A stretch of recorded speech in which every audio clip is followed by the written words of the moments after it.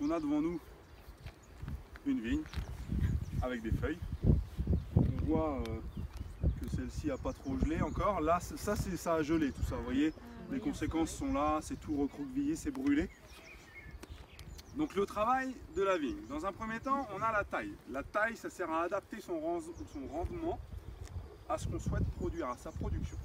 Donc sur cette vigne-là, on a taillé ici à l'hiver ces petites branches qui sont ici et l'autre elle est cachée à l'intérieur là. Donc on voit il est gris-marron. Donc on a taillé ces branches-là qu'on appelle des dagues.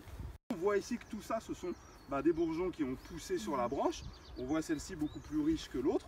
Et puis, on voit même ici les petites fleurs, vous pouvez vous approcher. On voit les petites fleurs qui commencent à sortir. Et ça, donc, c'est les futures grappes. Donc, je peux vous montrer sur des photos, on a donc quand même la possibilité de voir un petit peu mieux.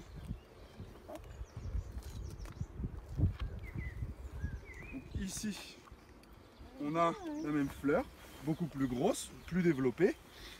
Voilà, et là on voit les raisins qui commencent à se former. Donc si ça gèle pas, c'est ce qu'on obtient. Donc on voit que là ça n'a pas gelé partout. Donc ça donnera des grappes. Et les bourgeonnages favorisent le développement de ces grappes sur la branche qu'on a taillée à l'hiver.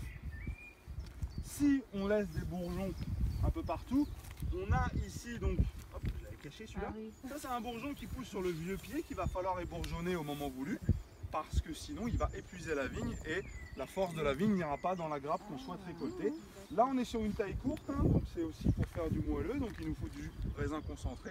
Donc on va favoriser donc le développement sur ces branches là. Une fois les bourgeonnages faits et donc la vigne en développement, on va faire le palissage. Donc le palissage, on va orienter notre vigne verticalement pour qu'elle se protège de son propre poids. Parce qu'à cause de son propre poids, elle peut casser si la branche est à l'horizontale, sous le poids des feuilles et des grappes. Donc on va l'orienter verticalement, vous voyez tous les pieds là partent vers le haut. C'est aussi pour mieux l'exposer au soleil. On est sur une parcelle sud-sud-est, où on a donc les chaleurs du matin. On va faire en sorte que cette vigne, une fois qu'elle est palissée correctement, on puisse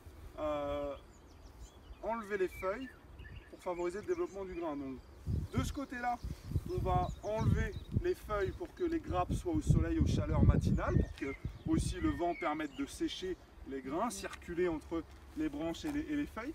Et à l'inverse, de l'autre côté, côté ouest, alors que les chaleurs sont plus chaudes l'après-midi, on va garder des feuilles pour faire de l'ombre aux grains, pour éviter qu'ils crament tout le monde. Des prédateurs. Donc, la jeune vigne, elle a des prédateurs, mais la vigne aussi. Donc là, on met des tuteurs pour protéger des lapins qui peuvent manger les feuilles. Mais on a aussi donc des chevreuils qui mangent les grains. On a les blaireaux qui arrivent par en dessous et qui grignotent la grappe par en dessous. Donc si vous passez dans les vignes et que les grappes sont mangées qu'en bas, c'est un blaireau. Voilà, on a les limaces, les choses comme ça, hein, qui peuvent aussi manger les feuilles.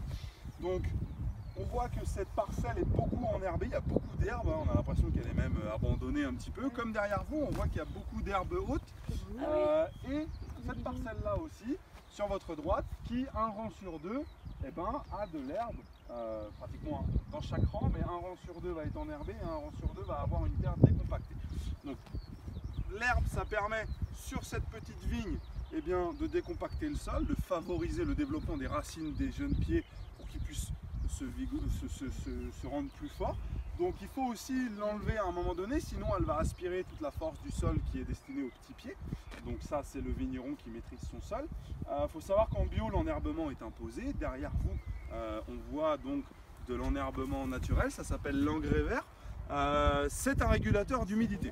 Donc dans les vignes, l'herbe elle permet à l'humidité d'être régulée, d'éviter que la vigne soit trop humide, mais aussi il faut faire attention à ce qu'elle n'aspire pas tout. On a besoin que la vigne puisse boire un petit peu, donc c'est contrôlé et on peut la couper en temps voulu.